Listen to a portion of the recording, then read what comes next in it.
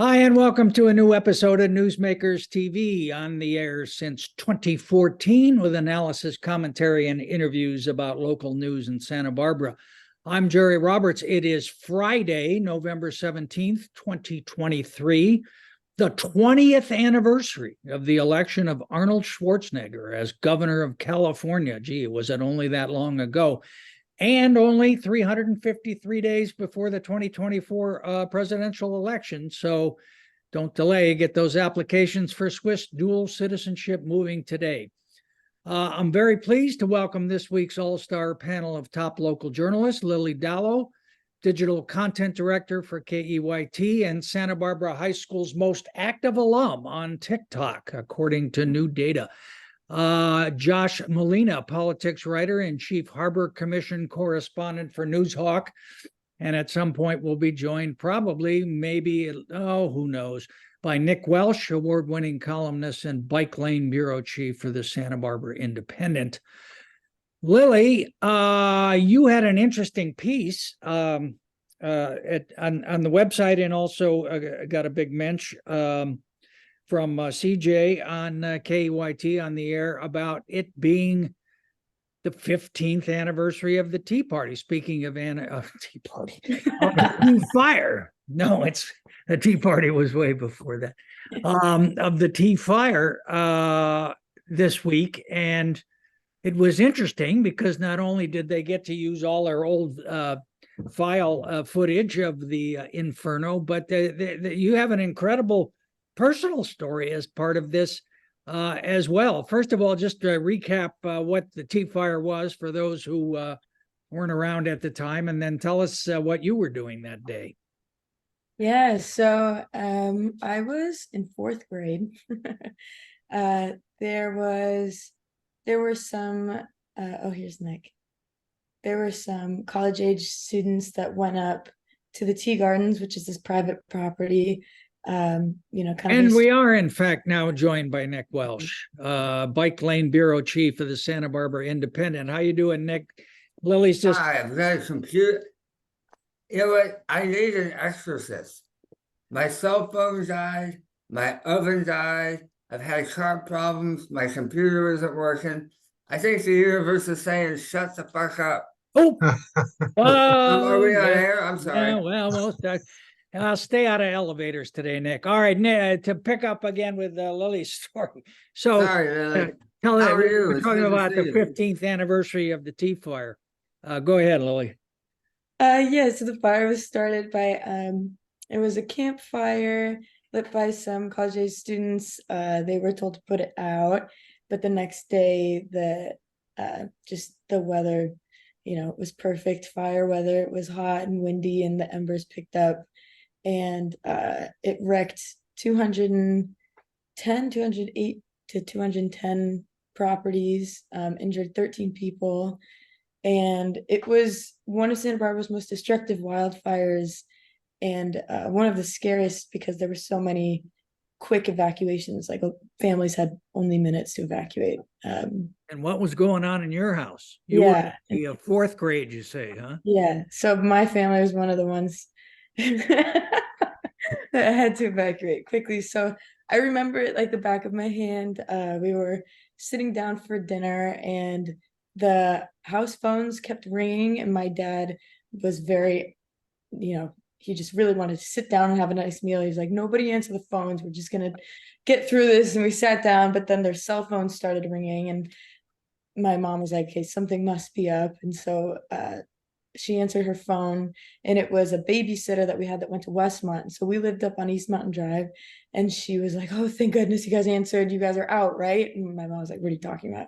Out of She's what? Like, there's a fire right behind your house. And so my dad walked out to our patio, and he could see it on the hillside. So my mom was like, okay, everybody, we're going to pretend like it's just a drill. Let's just get to the cars and be calm. And I, of course, screamed and ran to my room, and I was the only one that grabbed anything. I just grabbed the stuffed animal that I've had since I was born, and we got in our cars. We grabbed most of our pets. All of them are alive. I mean, all of them lived. How many pets did you have, Lily? We Your had, father couldn't seem to recall. yeah, well, we there had, were. And I like the word most.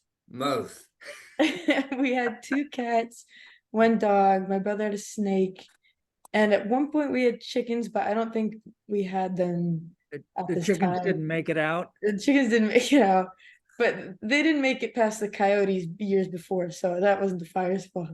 But so anyway, we got down to what used to be the Oceana Hotels, now Hotel Milo, and as we were driving down Coyote Road, we could just see the whole mountainside on fire, the air, thick with ash. And the next morning, we didn't have, so the only animal we didn't grab was one of our cats, and she's actually the only pet that's still alive today.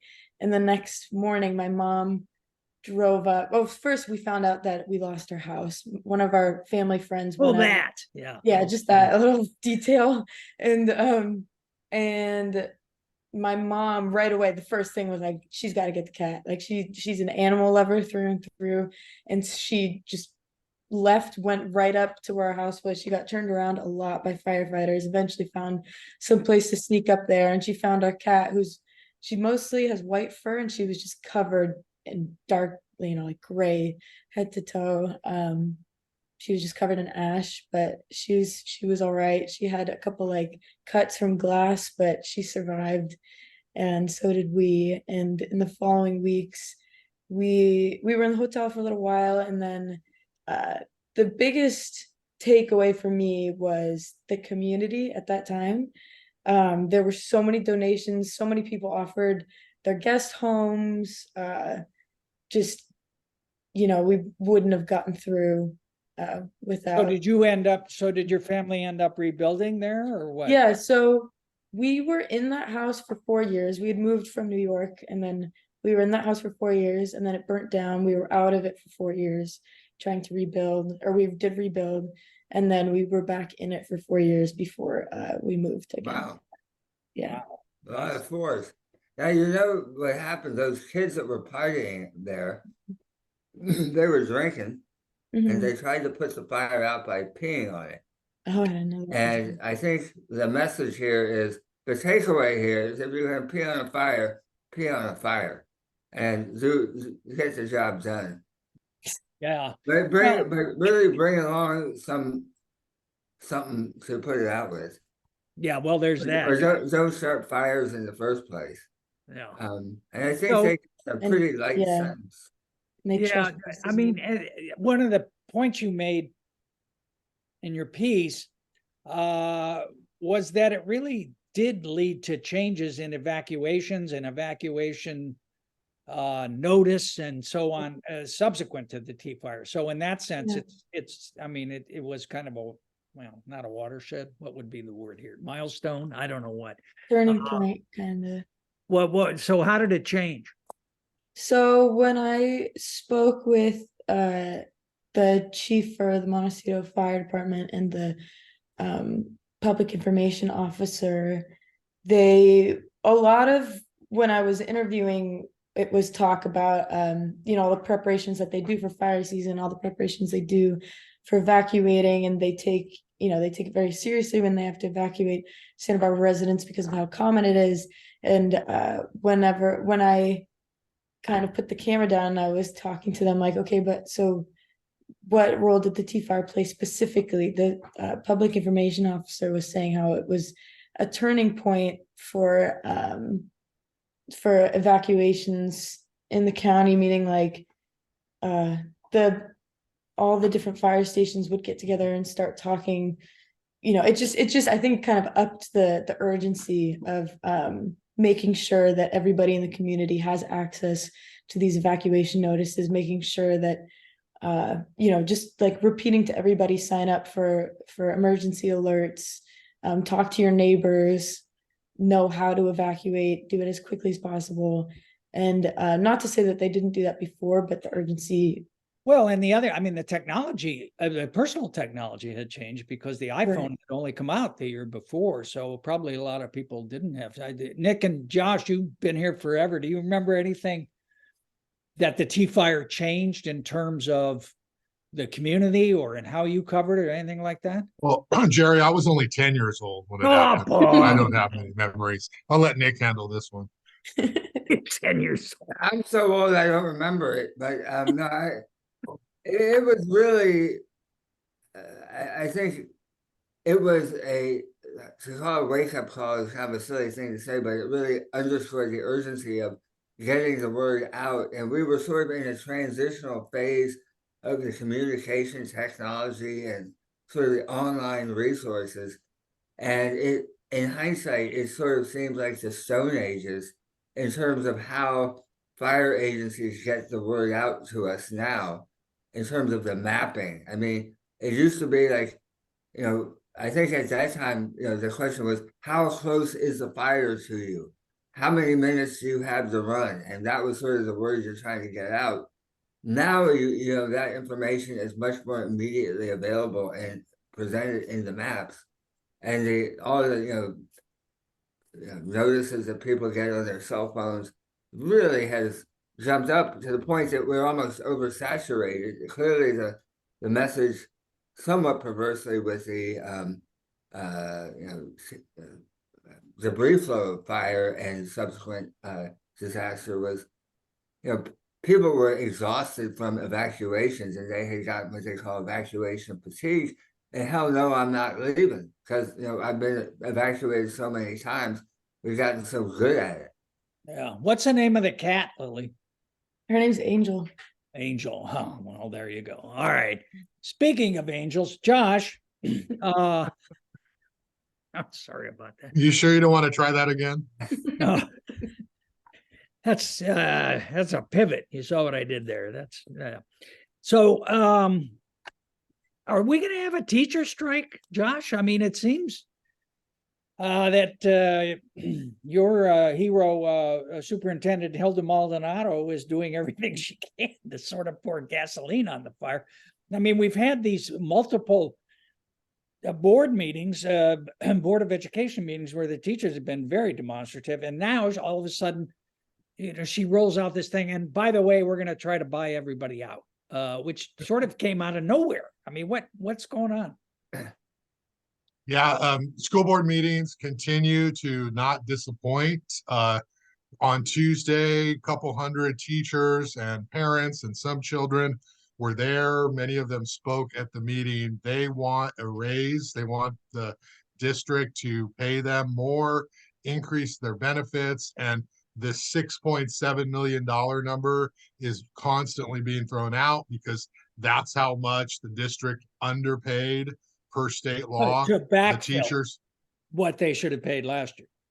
yes, and that's because the district says they got COVID money, so it upset the ratio, and the teachers say this was the floor, so any upset of the ratio should not take us that far below 55%. So it's a very dramatic scene at these meetings, and I want to just focus on one thing. The teachers union put together a banner with 611 teacher faces on it. So people who had signed a petition to support the Santa Barbara Teachers Association. And they got there early, they brought the banner in, and they started to mount it on just some rods, and they were going to put it in the back. And they were told by Hilda and the district that they could not put this banner there in the school board meeting room because it would be a fire hazard. And during the meeting, Wendy Sims-Moten, board chair, said that in case we need to get out of here in a hurry, we don't want to have to move around things. And it was the weakest excuse that you could ever hear for why you would not want people to act, Did be Wendy active note? Did ex- Wendy note it was the 15th anniversary of the G fire?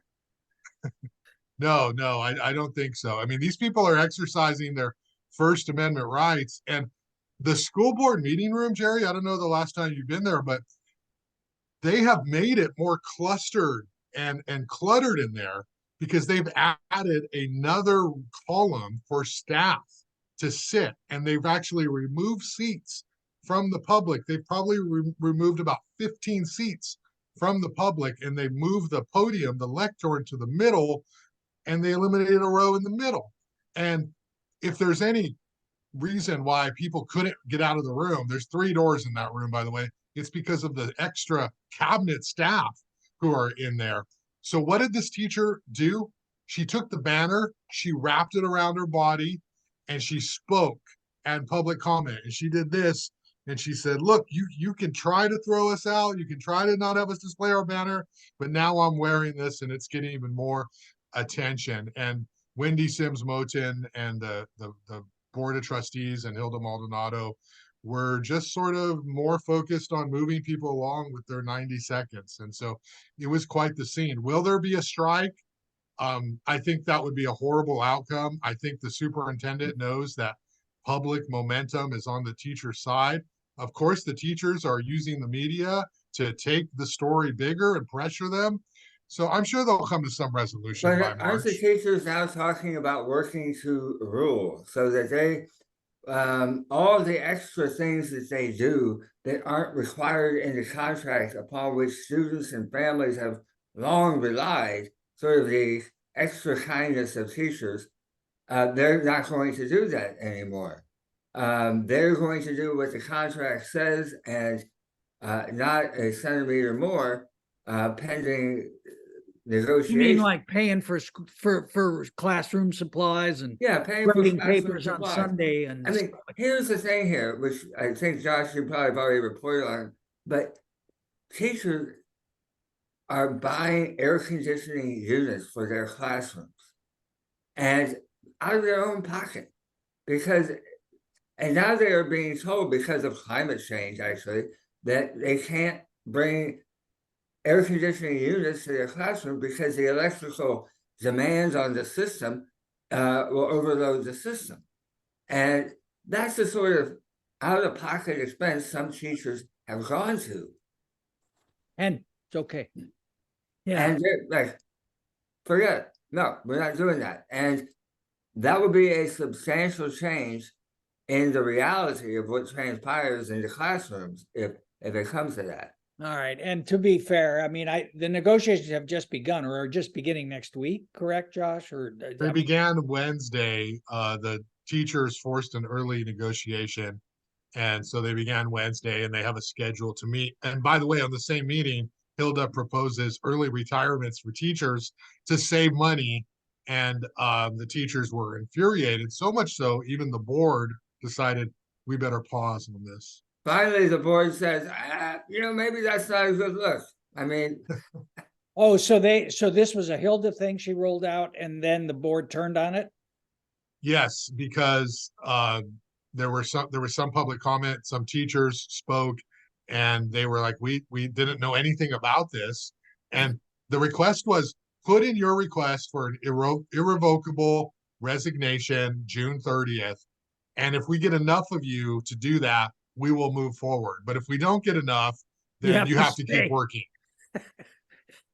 Like, you can't script this stuff. I mean, just as a strategic matter, it seems like the timing was not perhaps the best to bring something like that. I mean, it's just gonna, I don't know. Well, I mean, you think about it. First, it's right before negotiations are about to start.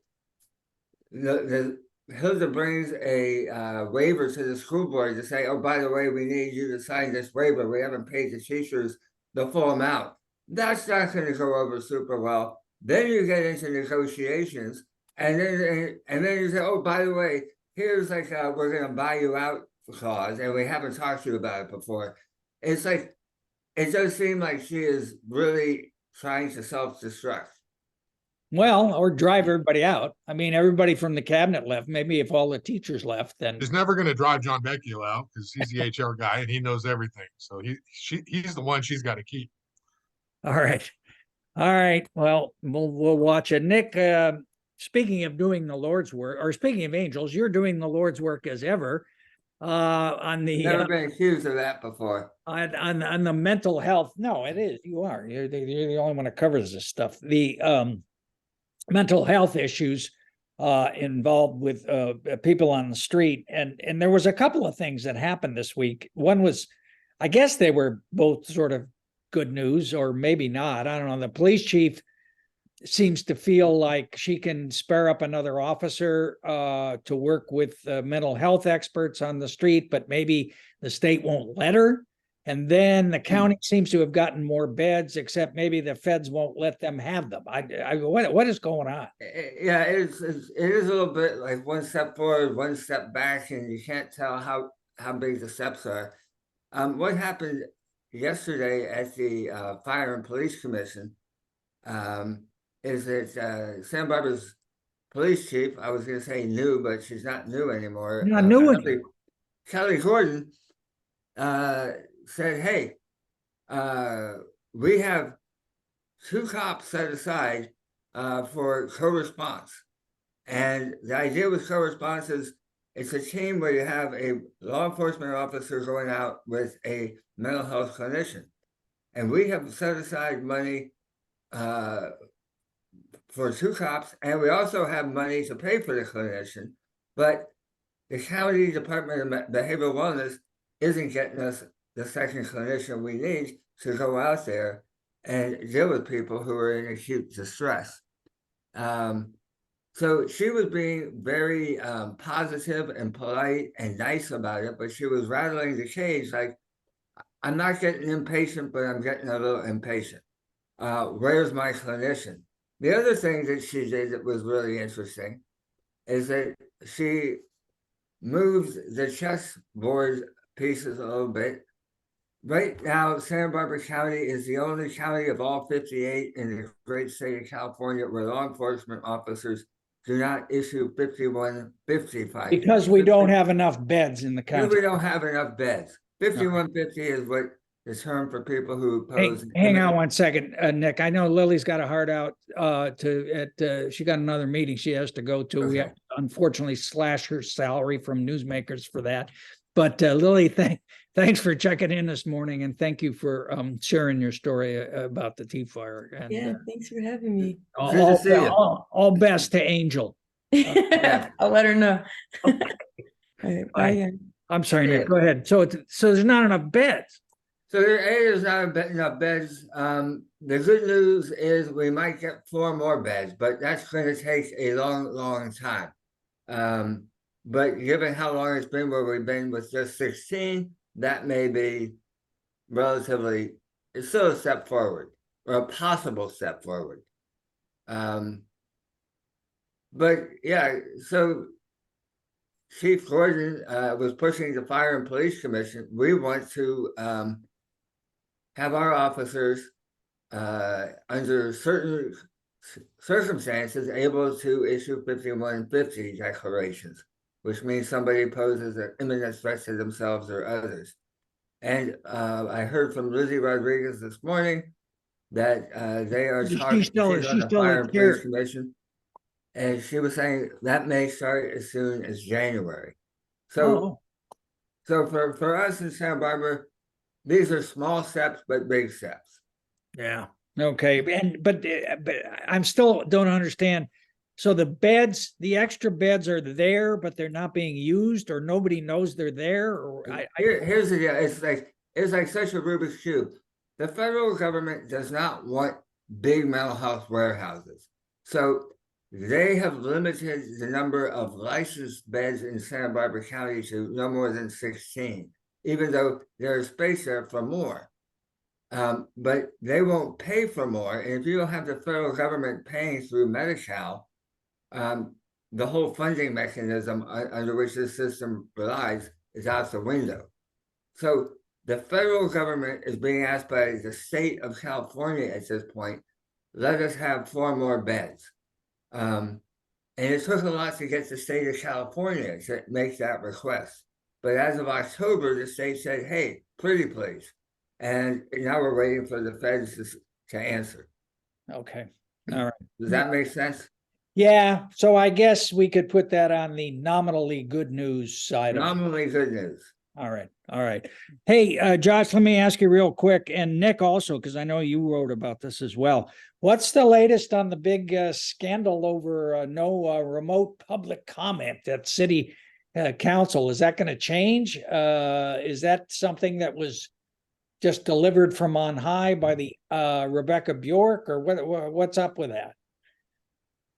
Well, they were going to evaluate it and then decide in January whether they were going to Oh, in continue January. remote public comment. They said it's gone for the rest of the year, and this would allow them time to figure out a process. I would be surprised if they abandon remote public comment altogether.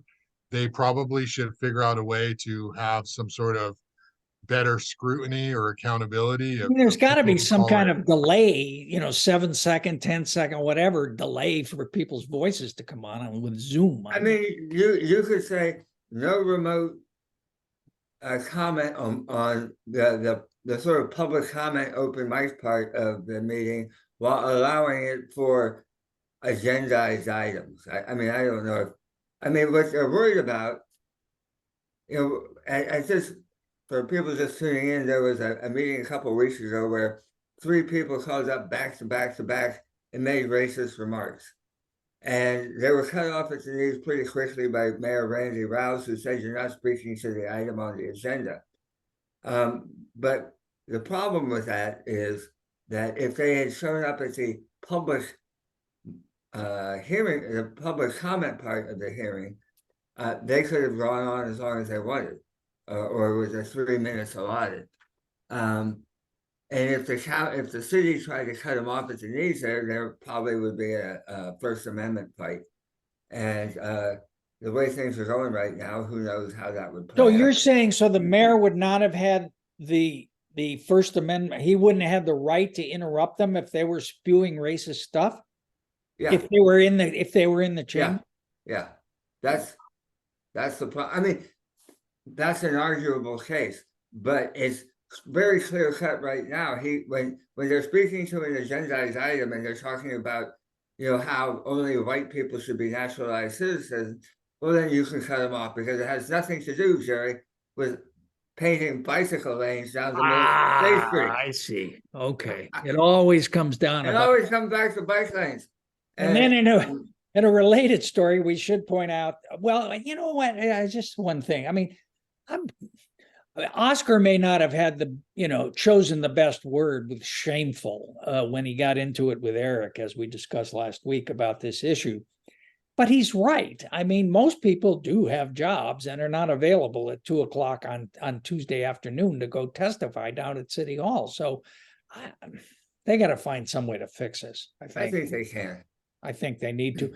And then, of course, Josh, the issue, which they were all talking about, was the never-ending parklets matter. And you wrote this week, I think it was this week, about one restaurant that the only restaurant in the history of Santa Barbara that's getting screwed on the parklets thing. What's going on with that?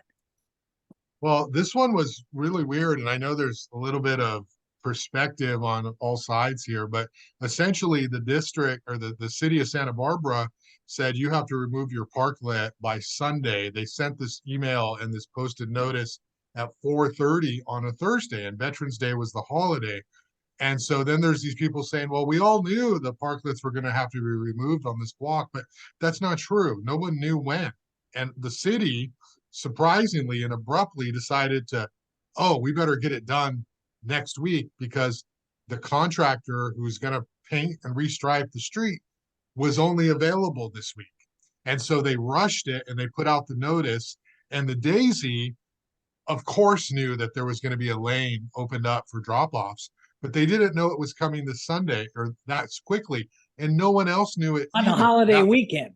That was the thing. And the reason they're the only ones that are affected was because they're not across from the Granada, but they're adjacent to across from the Granada, and the street curves out about 3 feet. So their parklet is in a part of the street that's more narrow than Arigado, just to the side. So that's why. But I talked to Dominic Shiok and Daisy DeForest, the husband and wife team that own the Daisy, and they're like, he's from Australia, she's from LA. They're like really great talkers, and they were just so outraged that something like this would happen. And they just felt like they were blindsided. And, there was an interesting point. They said, who's more important, the rich patrons, the people who go to the shows at the Granada, or my customers? A little bit hyperbole, but that was his perspective. And so the What did you compromise, answer, Josh? What did you answer, Josh? Who is more important? I said, slow down. I want to make sure I get this quote because I know this is going to be the most read story in Newshawk this week, and I want to talk about it on Jerry's show. That's what I said. Well, I they didn't take a definitely got side. blindsided. They definitely got blindsided. And, What'd you say, Nick? They did or they didn't? oh, they absolutely did get blindsided. I mean, they were given such little notice. But just to add yet another wrinkle, it isn't just the cutout for the rich people who go to the Granada. It was to make room for the new bike lanes that are going up and down the street. And so they have been now painted, by the way, for at least one block. And because of the pop out for the drop offs at the Granada and the bike lanes, Jay-Z's parklet space was impinged upon and they had to move. But again, they were given 5 seconds advance warning. So did they move? I mean, they got it out. Moved. They got it. They moved it. Wow. And the bike lanes are there, and I ride them, and it's like it's sort of jarring in a way. All of a sudden, wait, we have a bike lane. Like, And are others also observing the proper bike lane limits, Nick, or not? It's too soon to say, but I didn't see any scoff-offs. I will tell you, the day after the council voted to put the bike lanes there, I was riding my bike up State Street, and I was coming head to head with another bike rider. He had way too much Velcro on for my taste, and we couldn't figure out who should go which way. And then he got mad at me. He said, "Stay in your bike lane." And Well, wait a minute. So there wasn't one at that point. Okay. But now we're essentially was he pushing the perhaps an elder gentleman, bald on top with a little ponytail behind? No, he was definitely an elder gentleman, and he had way too much Velcro. I've seen that guy. I know that. I've seen that guy. All right. Are we essentially pushing the pedestrians now back on the sidewalk with the bike lane? Because who wants to walk in the middle of the street with the bike lane and parklets on both sides? Or how's that going to work, Nick? Yeah, I think for the 1100 or the 1200 block, that may be the effective consequence. I think for the rest of State Street, there'll be plenty of space still. So the promenade is now on the sidewalk. No, there's still plenty of promenade space on the street. Pearl Chase is rolling over. I'm telling you. You got to read it. Have you read Sherry's book yet? Have you read Sherry's book? I haven't, but I heard from this guy Jerry Roberts that it's really good. Quite good. It really is. It's very interesting. All right. Speaking of fights that are never going to end, Nick, helicopters over Montecito this week pulling out the disputed ring nets, but as you note in your story, the sour feelings over this issue are not going to end anytime soon. What's going on? This is all Doss's fault, is it not? No, it's not. That's not what I heard. But he's going around telling people now, I'm told by a reliable source, that he wanted to keep them. Well, I think, Doss is a Rorschach test. He's become a political Rorschach test. And if you want to find reasons to dislike him, you can always find reasons to dislike him. And if you want to find reasons to like him, you can do that too. Really? I looked in vain in your endorsement for a reason to like him. But anyway, that aside, to talk about the ring nets. So it was basically the county didn't want to pay for them, but the county never wanted them to go in the first place. Okay, here's the deal. The ring nets were installed on 3 creeks, 2 big ring nets across each creek. And the idea was that any, big massive boulders and debris that might come careening down the watershed in a flash flood event, they would protect. And this was built at considerable expense of private property owners in Montecito who said, we want to make this happen, and we're not going to wait for government to do it. And I In think the they put it immediate, up in somewhere the in the immediate ballpark. wake, in the immediate wake of the debris flow. Yeah, and they put it up in the ballpark of $5 million. And so they got these things installed, and their deadline expired as of November 15th. They had to be gone. And what the private property owners needed was some indemnification of the cleanup costs, that might occur or be accrued this winter if there were heavy rains. And since it's El Nino, there's a 50-50 chance we're going to have heavy rains, and that may be a lot of stuff that has to get removed from the creek. And Santa Barbara County Public Works said, well, that should be $1.2 million per ringnet, based on the fact that one ringnet was filled up, and that cost $1.2 million to take out. And we don't have $7.2 million laying around. In fact, last week, they had to go to the county supervisor and say, you need to cut loose $25 million so that we can clean up the damages that were inflicted this January by this January's rain. So we don't have a lot of money laying around. We're waiting for FEMA to come in, but FEMA is so stretched thin nationwide, they're getting slow coming to us and giving us the money that we allegedly have coming. So, and on top of that, they never liked to ring that ideas. Scott never liked it to begin with. So they have their reasons, and they didn't like it anyway. And Josh was caught in the middle of this, and he will be and therefore talked out of both sides of his mouth. Okay. So everybody who wants to like him can, anyway. Oh, that's it. Yeah.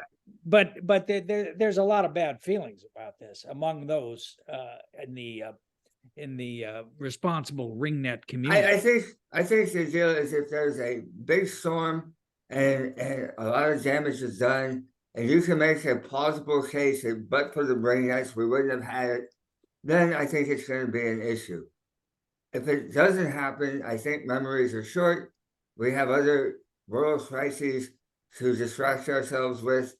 And I think amongst a group of people like Pat McElroy and Joe Toll, I think memories will be forever long, and feelings hard. Yeah, Josh, you notice how Nick is counting on memories being short, because you'll remember, as I do, that his concern for the steelhead trout in the whole ringnet controversy. So he's kind of trying to lowball that one right now. But some of us haven't forgotten. All right, real quick, Josh, you got Wade Cooper on the podcast this week.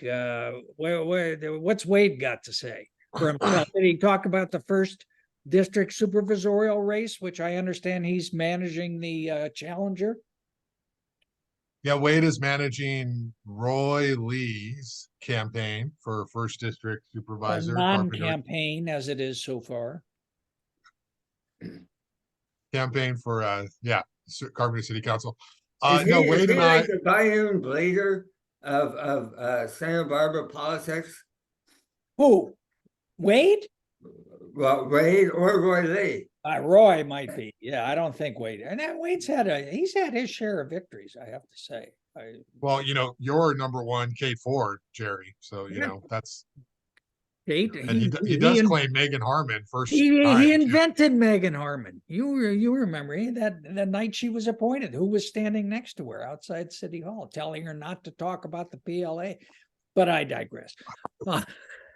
Wade and I did an in-person podcast, and we really talked about the state of the media and the media landscape and public relations. We sort of steered away from talking about the first district campaign, because we'll be doing that down the road. So this was more of his analysis. I dropped a lot of names, Jerry. I dropped your name, Nick Welsh. We're going to do a drinking game because we're mentioning Nick's name so much, and we could see who could mention him next and figure it out. So I have to watch. Yeah. Oh yeah. Lots of Nick and Jerry references. There's even a couple of Gwen Lurie references in there, and it's basically all about the media landscape and public relations and communications, because he started that new nonprofit, so we talked about that. This is good, Josh. This is like, when anybody writes a book in Washington, D.C., the first thing everybody goes to the index to see if they're in it. And then if they are, they buy it. You should do this more often, talk about the names that are mentioned in the thing. Hey, Nick, you wrote a nice farewell for Sojourner. Was she our first poet laureate? No, she was not. And that was actually kind of surprising to me, because really it seemed like she was such an obvious choice. She really, more than anybody, when you thought of a poet in Santa Barbara, I mean, there are lots of poets in Santa Barbara. I think Barry Spax was the very first poet laureate. He is now dead. But she was extraordinary. She was more than a poet. She was sort of one of the few people in Santa Barbara you could really say spoke to the conscience of the community in a way that the community could hear it. And she did it over a period of time that is really hard to match. And, she's an African-American woman, and, at a time when, the African-American population is probably 3%.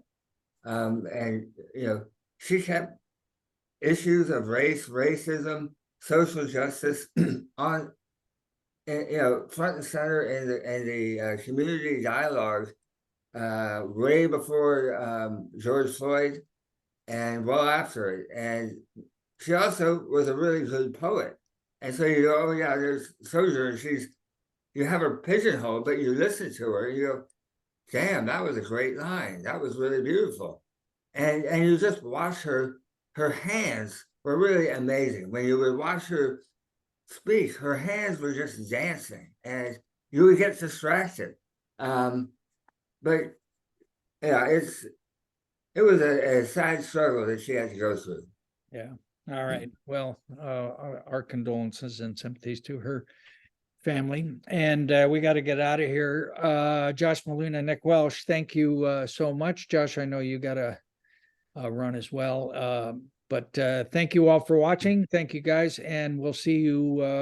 It's Thanksgiving week next week. Yeah, we'll see us. We'll do something. We can interrupt. It'll be like the Green Bay Packers versus the Lions. They're not having that. Well, the Lions are good now, though. They're great. Yeah. I'm rooting for them. Thank you all. Talk to you soon. See ya.